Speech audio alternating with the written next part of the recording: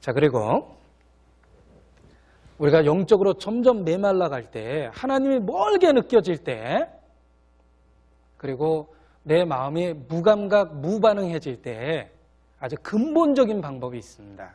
그 근본적인 방법은 우리가 구원받았다라고 이야기하는 근거가 되는 그 핵심적 진리를 일깨우는 겁니다. 우리가 구원받았다고 하는 근거가 되는 핵심적 진리라고 그랬습니다. 예수, 그분에 대한 이야기입니다. 그분이 누구십니까? 하나님의 아들입니다. 하나님이 사람이 되신 임마누엘입니다. 그가 지극히 높은 자로 사람과 같이 되었고 사람의 모양으로 나타나셨습니다. 예수, 그분은 하나님이십니다. 그가 무슨 일을 하셨습니까? 다 이루었다. 영원한 속죄를 이루사 내 죄를 구속하셨습니다. 이와 같은 근본적 진리를 다시 일깨우면서 우리는 영적 메마름으로부터 벗어날 수 있습니다. 그 근본적 진리가 항상 우리를 일깨울 수 있는 오뚜기의 추와 같습니다. 오뚜기는 아무리 심하게 흔들려도 추만 제대로 붙어 있으면 분명히 일어날 수 있습니다. 우리를 다시 흔들림 속에서 일으키게 하는 추가 있습니다. 그 추는 핵심적 진리입니다. 그리스도, 예수, 성육신, 그가 사람이 되셨다. 십자가, 그가 나를 위해서 죽으셨다. 그 진리만으로도 우리는 충분히 일어날 수 있습니다. 영적인 메마른 상태에서 벗어날 수 있습니다. 하나님이 내게 아무것도 주시지 않고 그 두 가지만 주셨다 하더라도, 성육신과 십자가만 주셨다 하더라도 우리는 기꺼이 순교의 고통도 감당할 수 있고, 자식을 잃어버리고 아내를 잃어버리고 집에 불이 난다 하더라도 하나님을 계속해서 찬송할 수 있는 겁니다. 왜? 우리에게 아무것도 더 이상 주시지 않는다 하더라도 이미 줄 만한 모든 것을 다 주신 겁니다. 성육신과 십자가라는 놀라운 진리는 항상 우리를 일어나게 만들어주는 감동적인 메시지입니다. 어리석도다 갈라디아 사람들아, 예수 그리스도께서 너희 눈앞에 십자가에 못 박히신 것이 밝히 보이거늘 누가 너희를 꾀이더냐 그랬습니다. 십자가에 못 박힌 그리스도, 그 의미를 생각하고 일깨운다면 우리가 주님께 멀어졌다가도 금방 달려올 수 있습니다. 그 핵심적 진리가 항상 우리를 일어나게 만들어준다. 자기 아들을 아끼지 않고 내어주셨다.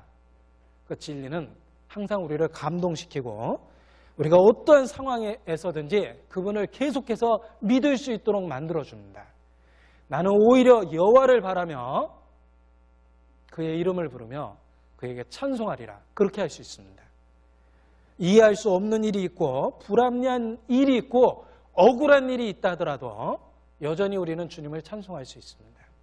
그 놀라운 진리가 우리의 메마른 상태로부터 다시 벗어날 수 있게 만들어주는 겁니다.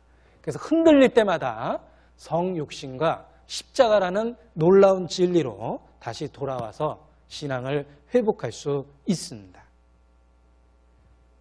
우리의 영적 가뭄을 해결할 수 있는 근본적인 해결하는 복음 그 자체입니다. 복음에 대한 재발견, 그 복음에 대한 새로운 깨달음이 우리를 늘 새롭게 하고 또 일어나게 만들어줍니다.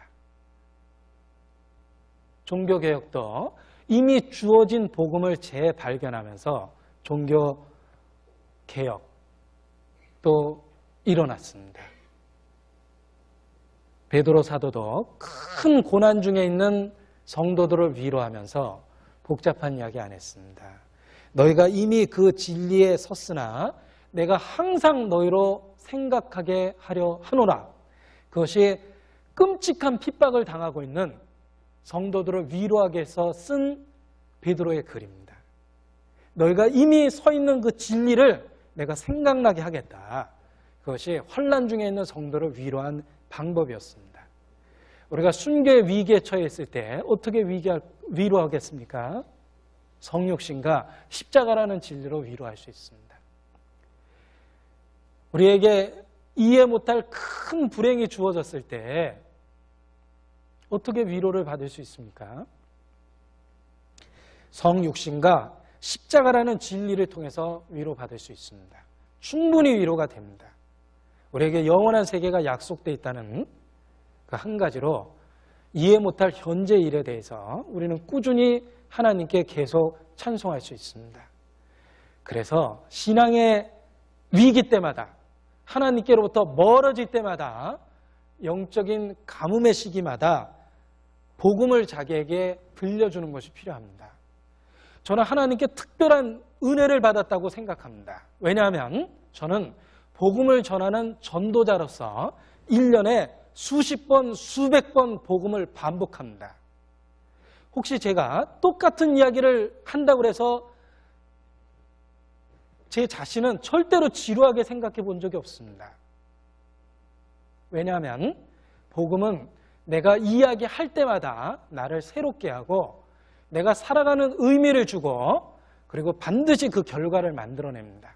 그걸 잘 알고 있기 때문에 똑같은 복음을 수백 번 이야기해도 인간적으로 느끼는 지루함이 없는 거예요.